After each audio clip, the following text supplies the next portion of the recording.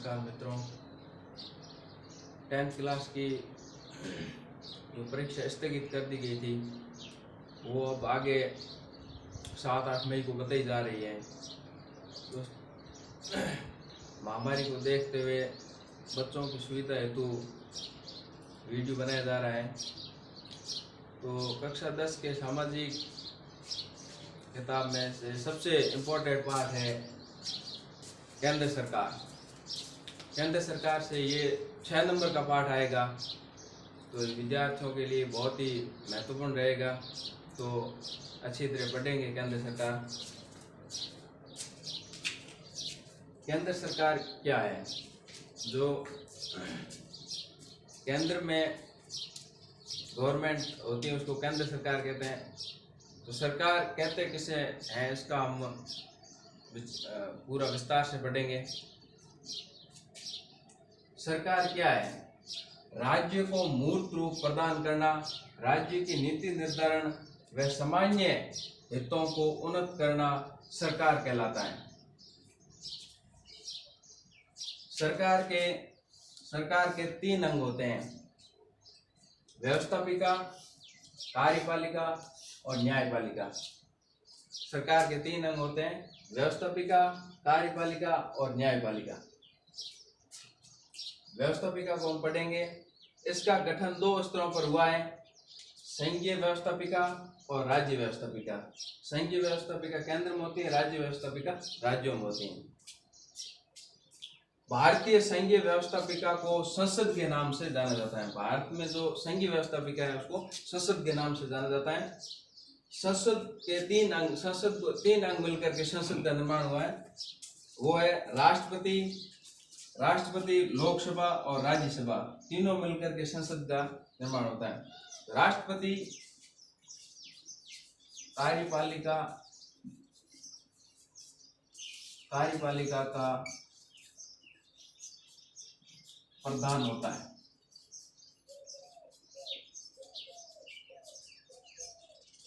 राष्ट्रपति कार्यपालिका का प्रधान होता है। लोकसभा को निम्न सदन,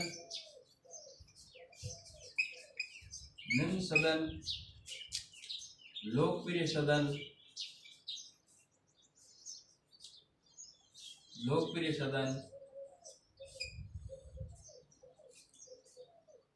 लोकसभा को निम्न सदन, लोकप्रिय सदन कहते हैं। और राज्यसभा को उच्च सदन,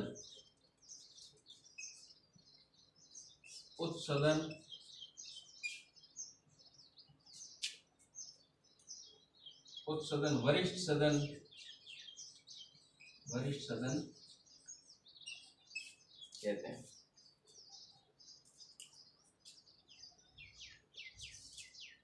इसको प्रथम और द्वितीय, इसको प्रथम सदन भी कहते हैं, प्रथम सदन, और इसको द्वितीय सदन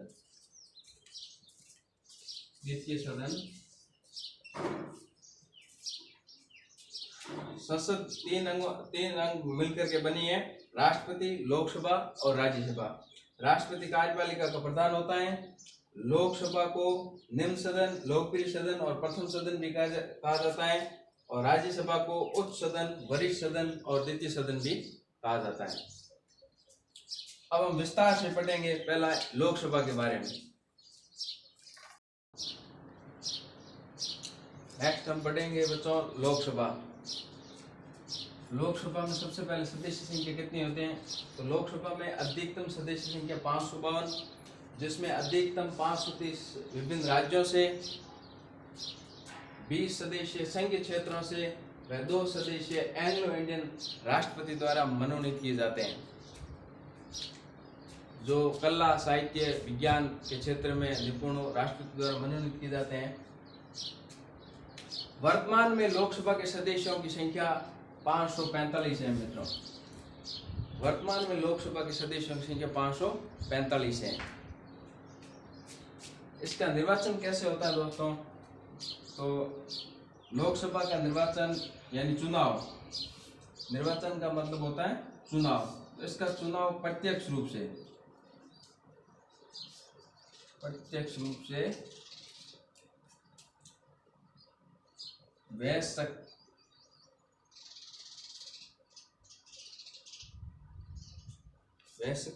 मताधिकार द्वारा होता है।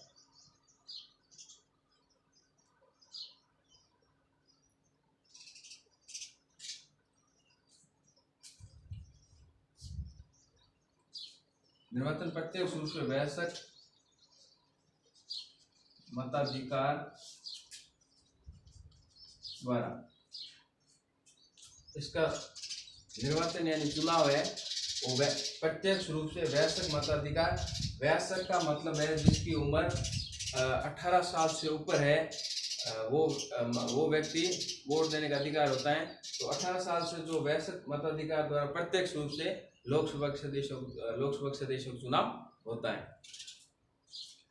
अब लोकसभा सदस्य बनने के लिए उसकी योग्यता क्या होनी चाहिए?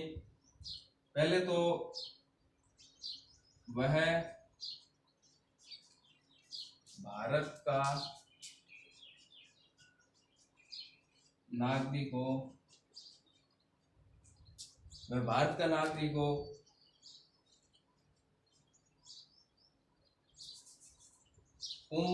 उनकी उम्र है वो 25 वर्ष हो,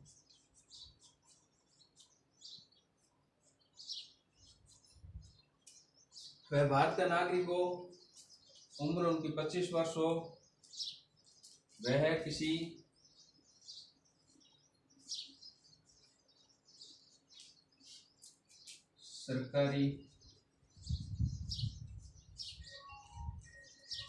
सरकारी पद पर कार्यरत न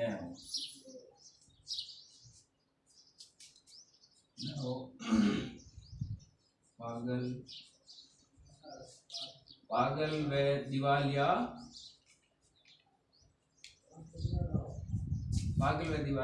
न हो। वह भारत का नागरिक हो, उम्र उनकी 25 वर्ष हो, वह किसी सरकारी पद पर कार्यरत न हो, किसी न्यायालय द्वारा पागल व दिवालिया घोषित न हो, वह लोकसभा सदस्य का उम्मीदवार होता है। अब इसका कार्यकाल कितना होता है? इसका कार्यकाल 5 वर्ष होता है। लोकसभा के सदस्य का कार्यकाल 5 वर्ष होता है। अधिवेशन कौन बुलाता है? बैठक कौन बुलाता है? राष्ट्रपति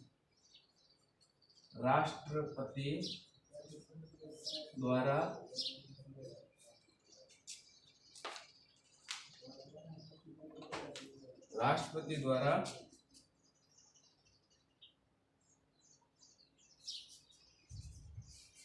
बैठक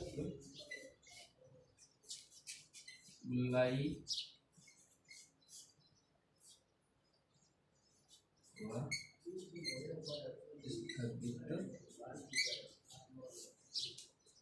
की जाती है।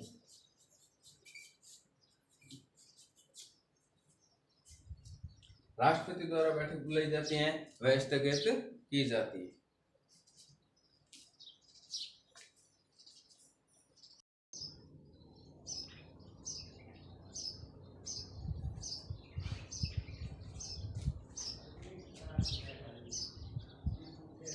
नेक्स्ट बच्चों हम पढ़ेंगे राज्यसभा। राज्यसभा में सदस्य संख्या व निर्वाचन पद्धति। अधिकतम सदस्य संख्या 250 होती है, लेकिन वर्तमान में इसकी संख्या 245 है। विभिन्न क्षेत्रों से 233 व 12 सदस्य राष्ट्रपति द्वारा मनोनीत किए जाते हैं। जो कला, साहित्य, विज्ञान के क्षेत्र में निपुण हो, ऐसे सदस्य राष्ट्रपति द्वारा मनोनीत किए जाते हैं। इसकी योग्यता क्या होनी चाहिए? वह लोकसभा सदस्य होने की योग्यता रखता हो, आयु उनकी 30 वर्ष हो। लोकसभा में 25 वर्ष है, राज्यसभा में आयु 30 वर्ष है, ये ध्यान रखना है। आयु का फर्क है। बाकी वो भारत का नागरिक हो, पागल दिवालिया ना हो, किसी लाभ के पद पर न हो, ये तो सब में सेम है, लेकिन आयु का फर्क है। लोकसभा में 30 और राज्यसभा में 25 और राज्यसभा में 30 वर्ष। इसका कार्यकाल राज्यसभा एक स्थायी सदन है, लोकसभा अस्थायी है 5 वर्ष के लिए, लेकिन राज्यसभा एक स्थायी सदन होने के नाते इसका कार्यकाल 6 वर्ष है। लेकिन राज्यसभा के 1/3 सदस्य प्रति 2 वर्ष बाद सेवानिवृत्त हो जाते हैं और उसकी जगह नए सदस्य आते हैं। और इसमें पदाधिकारी होते हैं, राज्यसभा के जो पदाधिकारी होते हैं वो सभापति व उपसभापति कहलाते हैं। मैं उसमें लोकसभा में पदाधिकारी भूल गया, उसमें पदाधिकारी अध्यक्ष व उपाध्यक्ष होते हैं।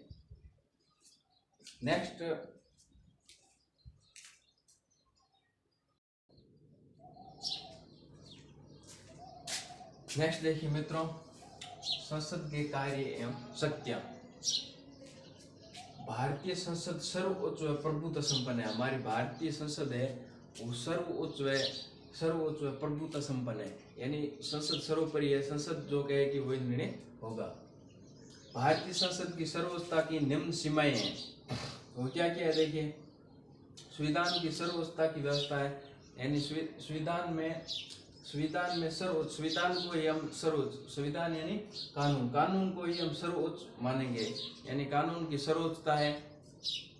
संघात्मक व्यवस्था की स्थापना, यानी भारत की संसद में संघात्मक व्यवस्था है, तो संघात्मक व्यवस्था की स्थापना की गई है। मौलिक अधिकारों की व्यवस्था, भारतीय संसद में मूल अधिकार जो दिए गए हैं वो मूल अधिकारों के, सबको मौलिक अधिकार दिए गए हैं। 6 मूल अधिकार हैं वो मानव को दिए गए हैं, वो मूल अधिकारों की व्यवस्था भी इसमें है।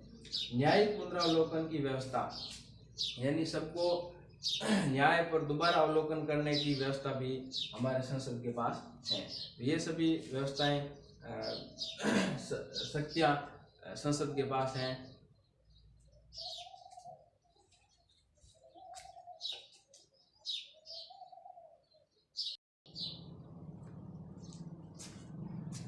देखिए नेक्स्ट हम बच्चों पढ़ेंगे संसद की प्रमुख शक्तियां। संसद के पास कौन कौन सी शक्तियां होती हैं? तो संसद के पास विधायी शक्तियां, संसद के पास विधायी शक्तियां में कानून बनाने की शक्ति होती है।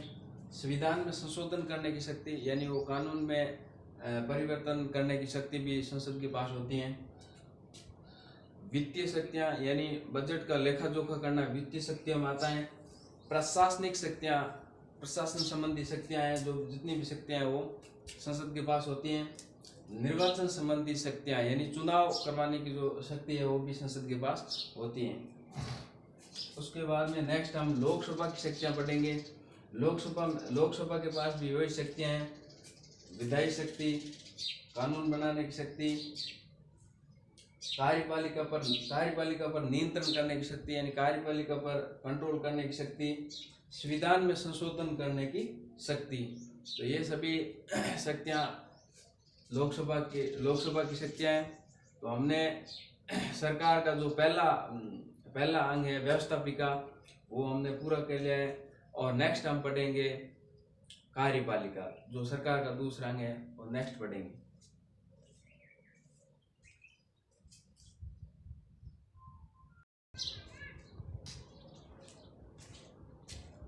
नेक्स्ट बच्चों हम कार्यपालिका पढ़ेंगे।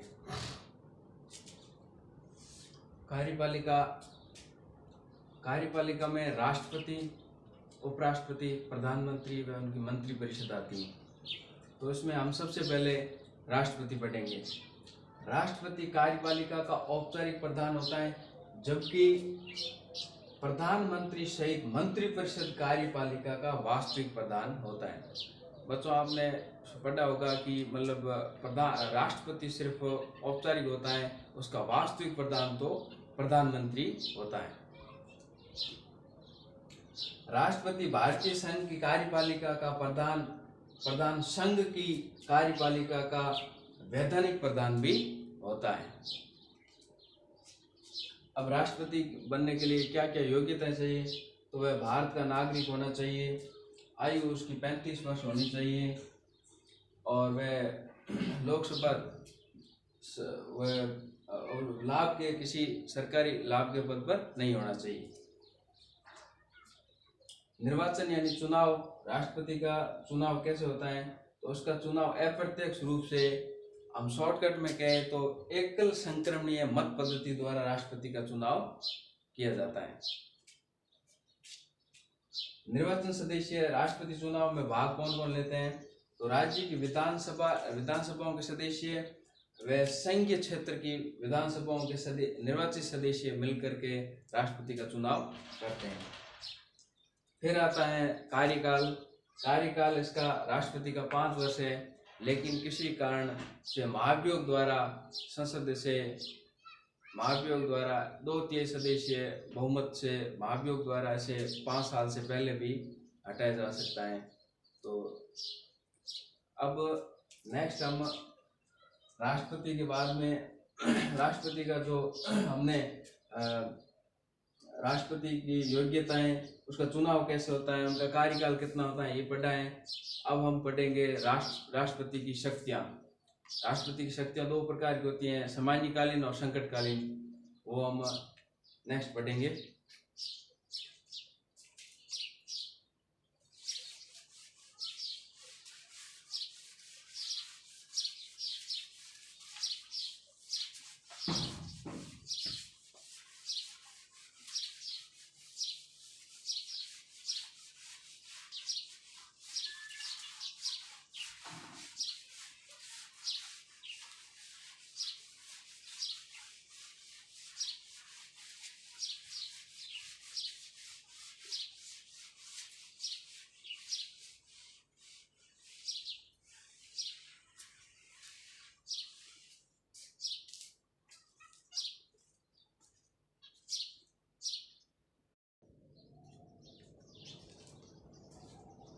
देखिए नेक्स्ट बच्चों, हम राष्ट्रपति की शक्तियां पढ़ते हैं।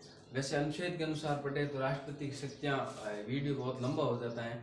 हमने 10वीं क्लास के हिसाब से 10वीं क्लास के हिसाब से जो क्वेश्चन आते हैं उसके हिसाब से वीडियो बनाए हैं।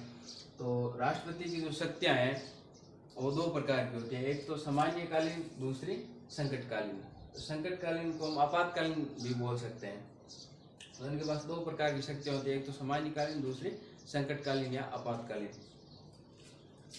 सामान्यकालीन शक्तियां में उसके पास कार्यपालिका या प्रशासनिक शक्तियां राष्ट्रपति के पास होती हैं, जो सरकार से संबंधित जितनी भी कार्यपालिका में प्रशासन से संबंधित जितनी भी शक्तियां हैं वो राष्ट्रपति के पास होती हैं।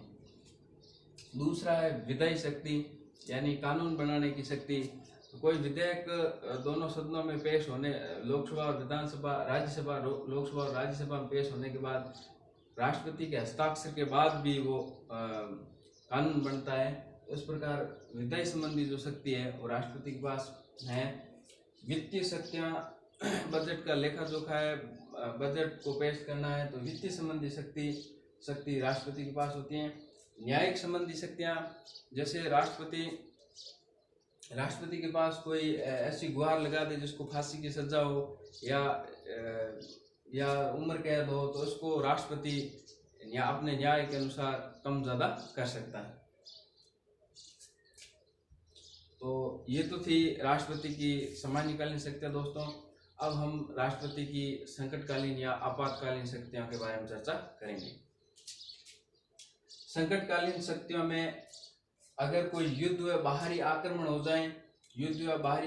जाए या आंतरिक अशांति से संबंधित शक्तियां राष्ट्रपति के पास होती हैं। जैसे कोई युद्ध हो जाए या बाहरी आक्रमण, कोई दूसरा देश आक्रमण कर दें, तो इस स्थिति में राष्ट्रपति आपातकालीन लागू कर सकता है। आंतरिक अशांति, अगर देश के अंदर किसी राज्य में मान लिया अशांति फैल गई हो और वो कंट्रोल नहीं आए, तो इस संबंधित राष्ट्रपति है वो आपातकालीन लागू कर सकता है। राज्यों में संवैधानिक तंत्र की विफलता, यानी राज्यों के अंदर संवैधानिक तंत्र विफल हो जाए, कानून विफल हो जाए, फेल हो जाए, तो उस अवस्था में, इस स्थिति में राष्ट्रपति आपातकालीन लागू कर सकता है। वित्तीय संकट की उद्घोषणा, यानी वित्तीय संकट की उद्घोषणा, यानी वित्त यानी बजट, यानी देश में पैसों की कमी हो जाए, इस स्थिति में राष्ट्रपति वित्तीय संकट की उद्घोषणा कर सकता है।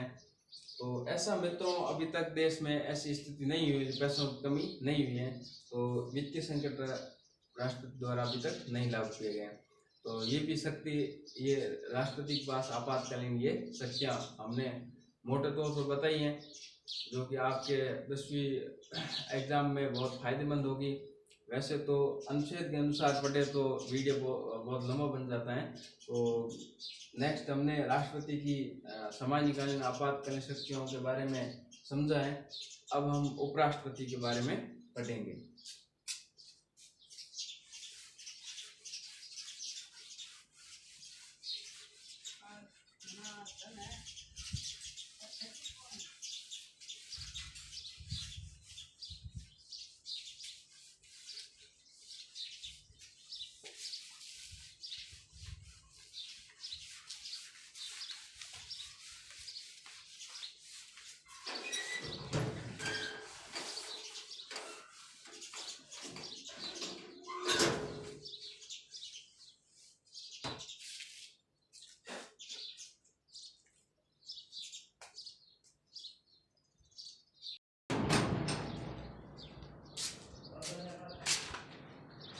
नेक्स्ट हम पढ़ेंगे उपराष्ट्रपति। उपराष्ट्रपति का चुनाव कैसे होता है? संसद के दोनों सदनों की संयुक्त बैठक में आनुपातिक प्रतिनिधित्व पद्धति के अनुसार उपराष्ट्रपति का चुनाव होता है। संसद के दोनों सदनों यानी संसद के दोनों सदन लोकसभा और राज्यसभा की संयुक्त बैठक में आनुपातिक प्रतिनिधित्व पद्धति के अनुसार उपराष्ट्रपति का चुनाव होता है। उपराष्ट्रपति के लिए योग्यता क्या चाहिए? वह भारत का नागरिक होना चाहिए। उनकी आयु का विशेष ध्यान रखें, आयु उनकी 35 वर्ष होनी चाहिए। राज्यसभा का सदस्य होने की योग्यता रखता हो और वो किसी लाभ के पद पर न हो, ये तो सब में आपको पता ही है। तो ये योग्यता उपराष्ट्रपति की हो गई। उपराष्ट्रपति के कार्य क्या क्या है? राज्यसभा का प्रधान सभापति होता है, राज्यसभा का सभापति होता है उपराष्ट्रपति, और राष्ट्रपति की अनुपस्थिति में उनका कार्यभार उपराष्ट्रपति संभालता है। तो ये उपराष्ट्रपति के मुख्य कार्य हो गए। तो हमारा उपराष्ट्रपति पूरा हो गए हैं। अब हम आज इतना ही करेंगे। कल नेक्स्ट हम प्रधानमंत्री पढ़ेंगे। तो रोकणो अठो जेवो पाछो और जरूरी थन करनो।